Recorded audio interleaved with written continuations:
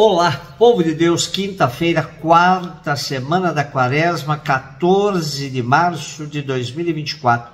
Nossa reflexão de hoje é a partir de Êxodo 32, de 7 a 14, João 5, de 31 a 47. Temos hoje um episódio bastante conhecido do livro do Êxodo, o bezerro de metal fundido ou de ouro. Ainda estamos no tempo da caminhada do deserto, quando o povo já estava bem cansado rumo à terra prometida. Moisés está no alto da montanha, local de seu encontro com Deus. E Deus lhe manda descer, pois o povo se corrompeu. Interessante que ao dar essa ordem a Moisés, Deus lhe diz: corrompeu-se teu povo. Ele chama o povo de Moisés, teu povo. Vai, desce, porque o teu povo, aquele que tiraste do Egito, corrompeu-se. Desviaram-se bem depressa do caminho que lhes prescrevi. E qual foi o desvio tão grave? Praticaram a infidelidade em relação ao compromisso assumido no pacto da aliança que fizeram com Deus, de não fazer imagens ou qualquer representação de Deus. Por isso, Javé diz a Moisés o que é que despertou sua cólera. Fizeram bezerro de metal fundido, prostraram-se diante dele, ofereceram-lhe sacrifícios e disseram: Israel, aqui tens o teu Deus, aquele que te fez sair do Egito. Era verdadeiramente uma afronta ao Deus libertador, que tinha ouvido o clamor do povo e tomado a decisão de descer para libertá-lo. Substituir Javé libertador por uma imagem de um bezerro era uma blasfêmia sem medidas. Javé não podia mesmo tolerar. E Javé manifestou a Moisés o desejo de exterminar com o povo.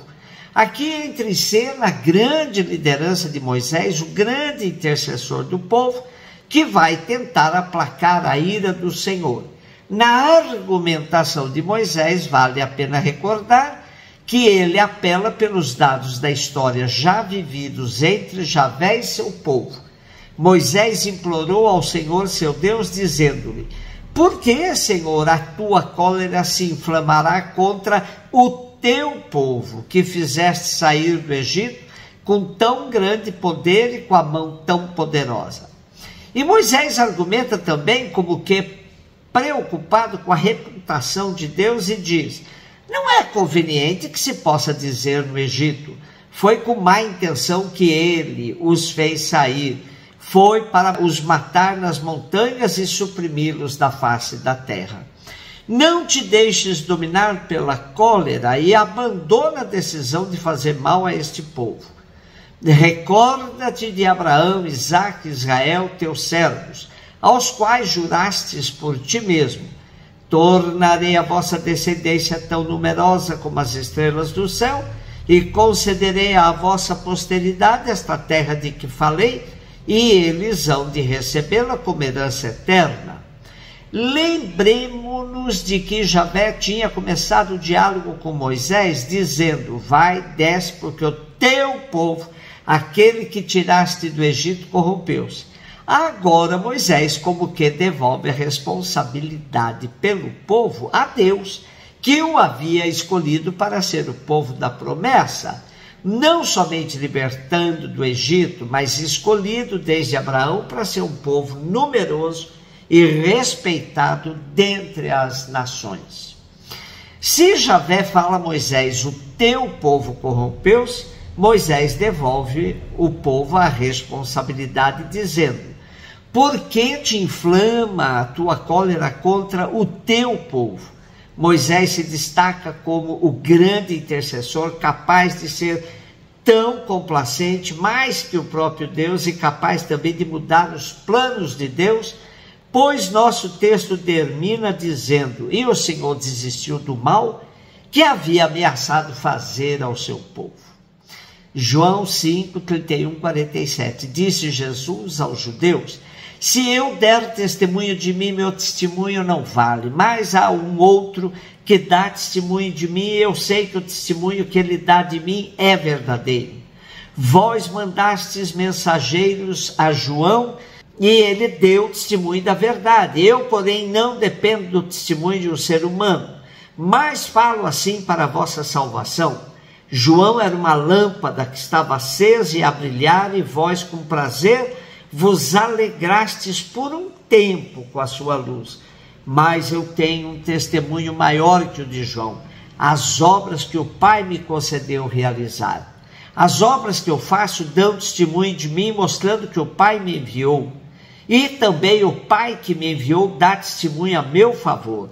Vós nunca ouvistes sua voz, nem vistes sua face, e sua palavra não encontrou morada em vós, pois não acreditais naquele que ele enviou. Vós examineis as Escrituras, pensando que nelas possuís a vida eterna. No entanto, as Escrituras dão testemunho de mim, mas não quereis vir a mim para ter a vida eterna. Eu não recebo a glória que vem dos homens, mas eu sei que não tendes em vós o amor de Deus. Eu vim em nome do meu Pai, e vós não me recebeis. Mas se o outro viesse em seu próprio nome, a este vós o receberíeis. Como podereis acreditar, vós que recebeis glória uns dos outros, e não buscais a glória que vem do único Deus? Não penseis que eu vos acusarei diante do Pai. Há alguém que vos acusa, Moisés, no qual colocais a vossa esperança. Se acreditasseis em Moisés, também acreditaríeis em mim, pois foi a respeito de mim que ele escreveu.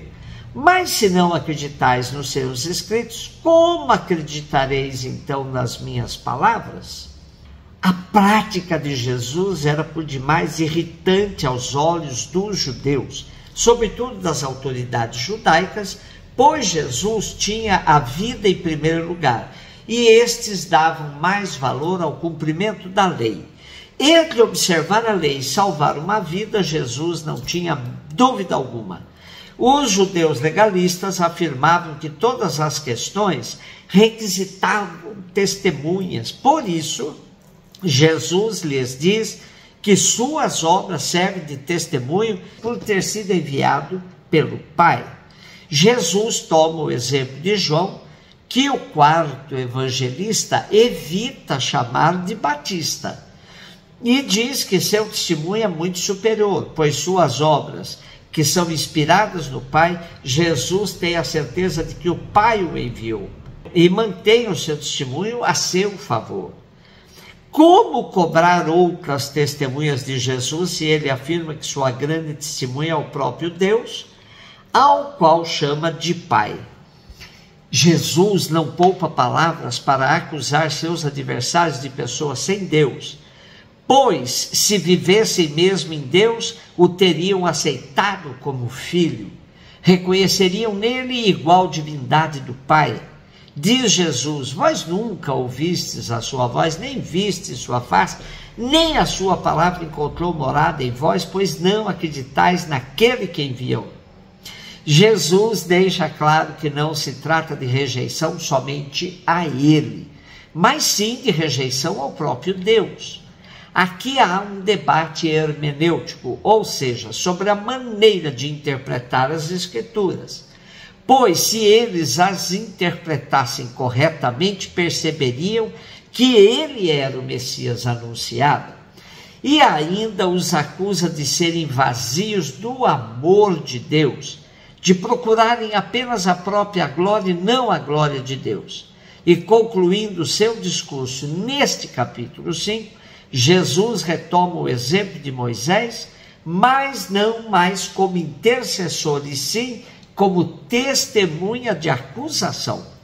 Segundo o nosso texto, é possível alguém ser apegado aos mandamentos e até se dedicar à leitura das Escrituras e não acreditar verdadeiramente em Jesus.